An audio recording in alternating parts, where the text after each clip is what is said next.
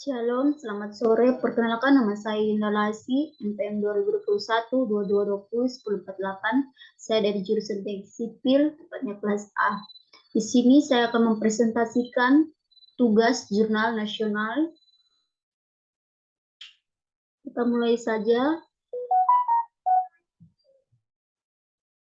Saya mengambil jurnal analisis geometrik jalan raya pada daerah rawan kecelakaan.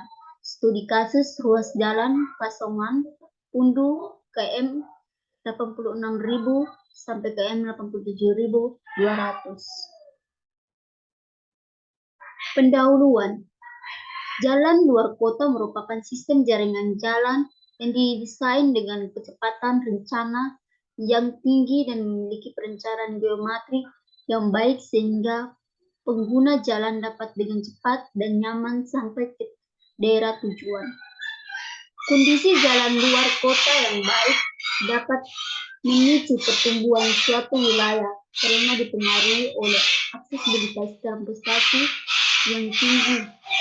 Salah satu jalan di kota Palangka Raya yang memiliki kriteria seperti di atas adalah ruas jalan yang menghubungkan Kasongan Pundu yang merupakan jalan dengan aksesibilitas yang tinggi dengan kondisi rawan terjadi kecelakaan. Kondisi ini didukung oleh banyaknya kecelakaan yang terjadi pada daerah tersebut pada beberapa tahun. Jalan Kasongan Pundu berkarakter daerah dataran rendah berkelok-kelok memungkinkan sering terjadi kecelakaan di ruas jalan tersebut. Berdasarkan dari hasil penelitian tugas akhir Priskila, titik kecelakaan yang paling tinggi terletak di ruas jalan Kasongan Pundu pada KM 86.000 sampai KM 87.200. Karena itulah perlu dilakukan peninjauan terhadap geometri pada ruas jalan tersebut. Sesuai dengan spesifikasi jalan luar kota, karena tingkat kecelakaan cukup tinggi, maka daerah tersebut menjadi daerah black spot. Berdasarkan uraian di atas, maka penelitian ini bermaksud untuk menganalisis hubungan geometrik jalan yang menghubungkan Kasongan Pundu dengan tingkat kecelakaan, faktor penyebabnya serta solusi pencegahannya. Hal-hal yang menjadi rumusan permasalahan pada penelitian ini diantaranya adalah apakah ada hubungan antara geometrik jalan pada saat sekarang masih sesuai dengan spesifikasi yang berlaku. Apakah ada hubungan antara jarak pandang henti, jarak pandang mendahului, dan kebebasan samping terhadap tingginya kecelakaan di lokasi tersebut? Tujuan dari penelitian ini diantaranya adalah mengevaluasi bentuk geometrik jalan berdasarkan spesifikasi geometri jalan luar kota, mengetahui hubungan antara jarak pandang henti, jarak pandang mendahului, dan kebebasan samping.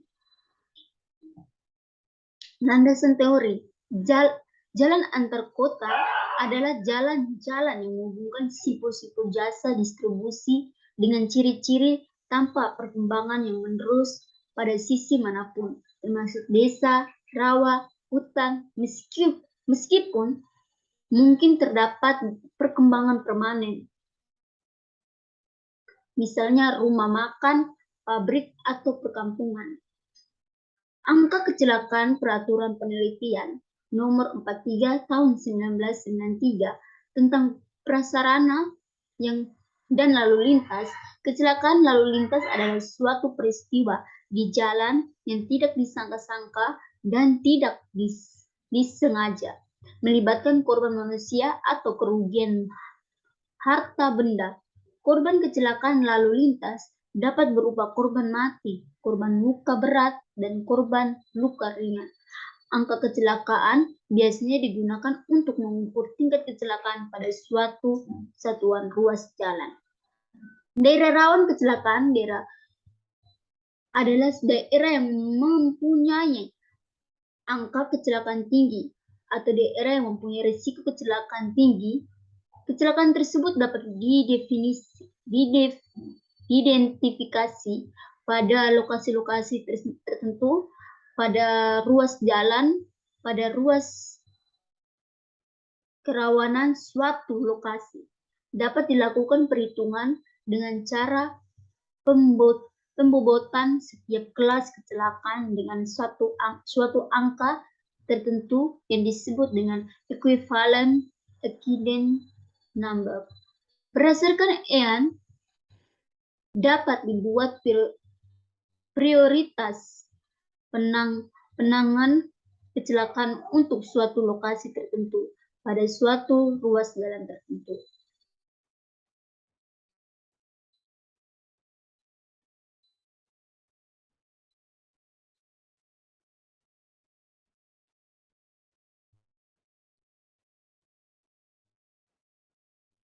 Metode penelitian.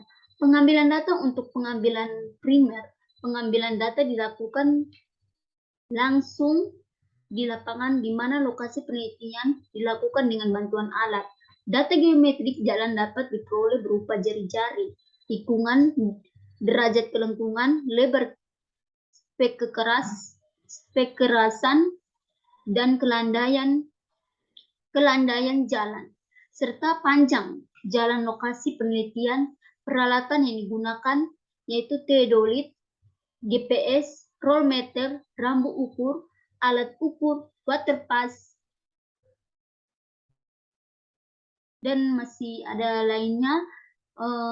Cara kerja menentukan titik awal untuk memasang alat teodolit, menyetel alat, stabilkan kedudukan alat agar kedudukan tidak bergerak setimbang NIFO melalui skrup penyetel.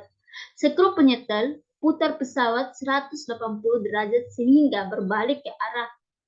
Cek apakah NIFO masih dalam keadaan setimbang. Awal pengukuran pembacaan dilakukan pada titik tetap. Lakukan pembacaan BA, BT, BB, sudut azimut, sudut vertikal, dan pencatatannya dengan form yang telah disediakan. Lakukan pembacaan.